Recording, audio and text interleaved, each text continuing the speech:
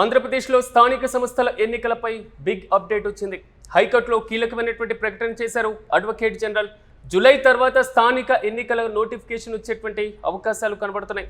ఆంధ్రప్రదేశ్లో ఇప్పటికే బీసీ జనగణన కొనసాగుతున్నటువంటి నేపథ్యంలో బీసీ జనగణన సర్వేకు మరో నెల రోజుల సమయం పడుతుందంటూ కూడా హైకోర్టుకు తెలిపారు ఏజీ. బీసీ కమిషన్ రిజర్వేషన్ల ఆధారంగానే ఎన్నికలకు వెళ్లనున్నట్లుగా తెలిపారు. ఏజీ శ్రీనివాస్ వాదనలతో ఏకీభవించింది న్యాయస్థానం. ప్రక్రియ మొత్తం పూర్తయ్యేందుకు మరో 2 నెలల సమయం పట్టేటువంటి అవకాశాలు కనబడుతున్నాయి. ఈ నేపథ్యంలో జూలైలో ఎన్నికల నోటిఫికేషన్ వచ్చేటువంటి అవకాశాలు అయితే చాలా స్పష్టంగా కనబడుతున్నాయి. స్థానిక సంస్థల ఎన్నికలకు సంబంధించి పూర్తి స్థాయిలో రాష్ట్ర ఎలక్షన్ కమిషనర్ను నియమించిన తర్వాత ఎన్నికలకు వెళ్లేటువంటి యోచనలో ఉన్నట్లుగా గతంలో న్యాయస్థానానికి తెలిపింది ఆంధ్రప్రదేశ్ ప్రభుత్వం. తాజాగా హైకోర్టులో కీలకమైనటువంటి ప్రకటన చేశారు అడ్వకేట్ జనరల్.